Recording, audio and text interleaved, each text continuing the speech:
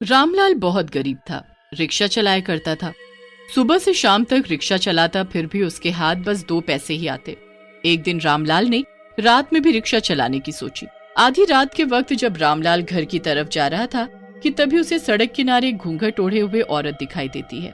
मुझे मेरे घर तक छोड़ दोगे तो आपकी बड़ी मेहरबानी होगी। बेटी, इसमें मेहरबानी की क्या बात है।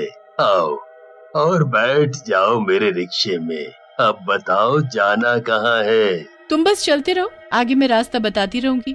मेरे घर का पता मुझे नहीं मालूम, क्योंकि मैंने अभी हाल ही में नया घर खरीदा है, इसीलिए। अच्छा, एक बात बोलूं, तुम्हें इतनी रात गए घर से बाहर नहीं निकलना चाहिए। आजकल का माहौल वैसे भी बहुत खराब है। तभी रिक्शे में बैठी औरत को गुस्सा आता है। तुम्हें मैंने घर छोड़ने को बोला था, ना कि मुझसे सवाल जवाब करने के लिए। ये लो तुम्हारे पैसे, आगे मैं खुद चली जाऊंगी। अरे, मैं तो तुम्हारे भले के लिए ही बोल रहा था। अच्छा, अब मैं कुछ नहीं पूछूंगा। आओ बैठो, मैं छोड़ दूं तुम्हें तुम्हारे घर पर। वो औरत रामलाल की बात नहीं सुनती और अकेले ही चली जाती है आगे की ओर।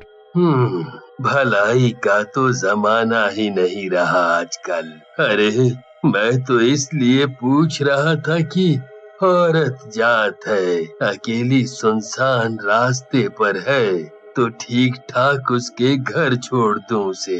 वो तो मैं था। अगर कोई चोर उचक्का होता और कोई ऊंच नीच हो जाती तो मुझे क्या, अब रात बहुत हो चुकी है, मुझे घर चलना होगा। रामलाल घर पहुंचता है और खा पी कर गहरी नींद में सो जाता है। तभी रामलाल को एक डरावना सपना आता है और घबराहट के मारे उसकी नींद टूट जाती है। क्या हुआ जी, आप सोते सोते उठ क्यों गए? क्या बात है? कुछ नहीं, कुछ नहीं, तुम सो जाओ, सुबह जल्दी भी उठना है फिर। रामलाल पत्नी को कुछ नहीं बताता सपने के बारे में।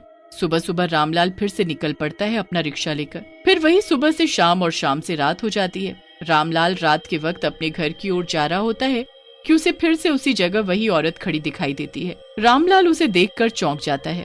जल्दी चलो, और कहाँ जाना है ये भी मैं तुम्हें बता दूंगी रास्ते में। चलो अब। मैंने कल भी तुम्हें यहीं देखा था। बेटी, तुम इतनी रात में यहाँ किस लिए आती हो? आखिर इतना क्या जरूरी काम हो सकता है जो तुम्हें रात को ही घर से निकलना होता है? अपना मुंह बंद करो और सीधे रिक्शा चलाओ। मुझे बस वहीं आगे मोड़ पर छोड़ दो, मेरा घर बस वहीं है।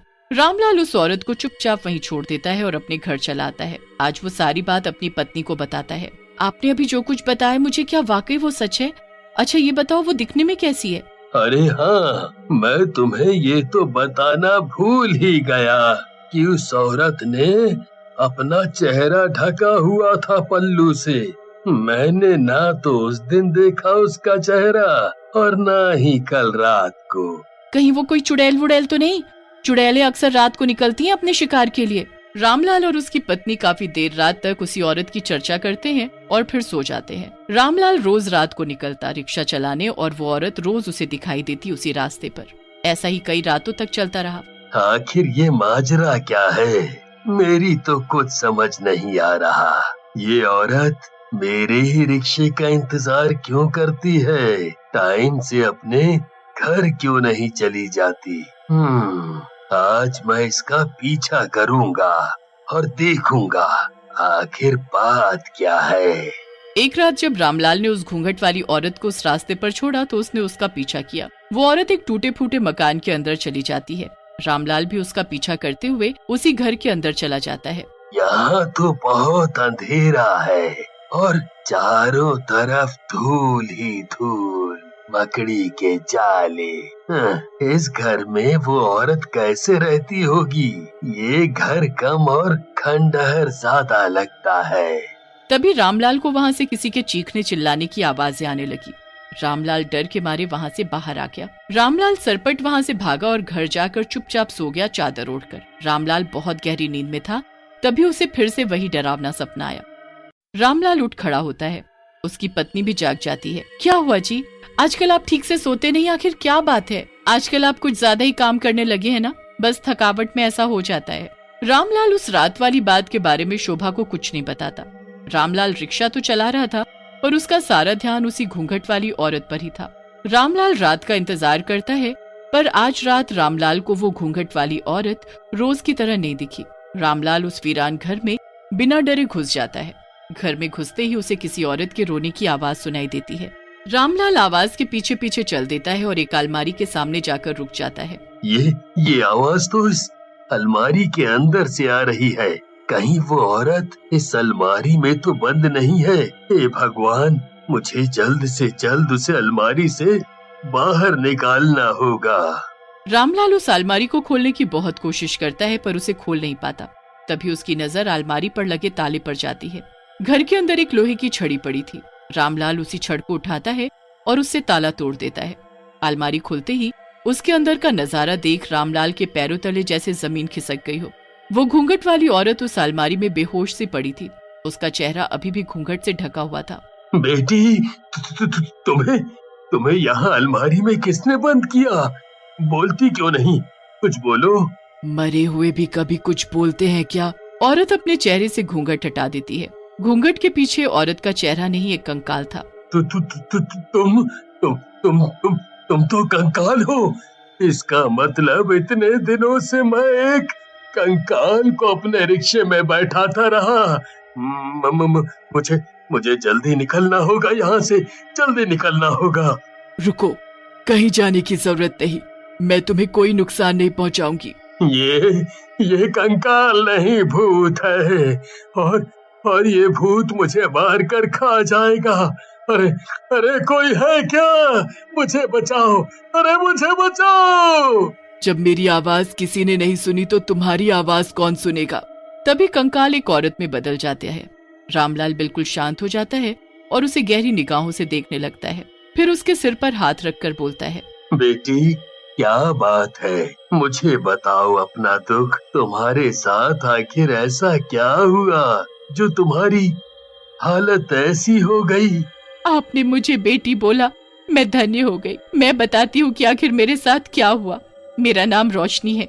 एक दिन मैं अपने घर की तरफ जा रही थी, तभी एक लड़का नितेश मेरे पास आया और बोला, क्या तुम सच में मुझे इतना प्यार करते हो? मैं तुमसे बहुत प्यार करता हूँ। क्या तुम मुझसे शादी करोगी? क्या तुम सच में मुझे इतना प्यार करते हो कि मेरे लिए अपनी जान भी दे सकते हो? नितेश का बेपनाह प्यार देखकर रोशनी शादी के लिए हाँ बोल देती है। रोशनी के माँ बाप रोशनी से बहुत प्यार करते थे, इसलिए वो भी इस शादी के लिए मान जाते हैं। रोशनी नितेश से शादी कर लेती है। नितेश बिल्कुल अकेला था। उसके पिता, भाई बहन कोई नहीं था। नितेश रोशनी से शादी करके उसे अपने घर ले आता है। तुम्हारा घर थोड़ा छोटा है, पर है बहुत अच्छा। इस घर में एक भी अलमारी नहीं दिख रही, तो मैं अपने सारे कपड़े कहाँ रखूंगी? नितेश रोशनी के लिए अगले दिन ही नई अलमारी खरीद लाता है। रोशनी अपने सभी कपड़े और जेवर उस अलमारी में लगा देती है। एक रात सोते सोते अचानक रोशनी की आंख खुल जाती है। नितेश को अपने पास न देखकर वो बहुत घबरा जाती है। बाहर जाकर देखती है तो नितेश फोन पर किसी से बात कर रहा होता है। देखो, जैसा मैं चाहता था बिल्कुल वैसा ही हो रहा है, इसलिए अब बस कुछ दिनों की बात और है, फिर तुम मेरी बाहों में होगी, यहाँ मेरे पास। नितेश की बात सुनकर रोशनी घबरा जाती है। घबराहट के मारे उसके पास रखा फूलदान उससे गिर जाता है। हाँ, मैंने सब सुना। इससे तो यही लगता है कि तुम मुझसे नहीं किसी और से प्यार करते हो। तुमने मुझे धोखा दिया। तुमने मुझसे शादी सिर्फ मेरी दौलत के लिए किया। तुमने मुझे धोखा दिया है। मैं तुम्हें जेल भेजूंगी। नितेश रोशनी का हाथ पकड़कर उसे अलमारी की ओर ले जाता है और उस अलमारी में बंद कर उस पर ताला लगा देता है। सांस घुटने की वजह से रोशनी मर जाती है। बस उसके बाद से आज तक मेरी आत्मा भटक रही है। मैंने कितने लोगों से मदद मांगी, पर सभी डर कर भाग गए। एक तुम थे जो हिम्मत करके इस घर में आए और मुझे इस अलमारी के अंदर से आजाद किया। बेटी, तुम्हारे साथ बहुत बहुत बुरा हुआ, पर तुम्हें मुक्ति अभी नहीं मिली। मुक्ति तुम्हें तब मिलेगी जब वो नितेश जेल जाएगा। रामलाल पुलिस को बुलाकर सारे सबूत दिखाकर नीलेश को गिरफ्तार करा देता है और रोशनी के कंकाल का पूरे विधि विधान के साथ अंतिम संस्कार कर देता है।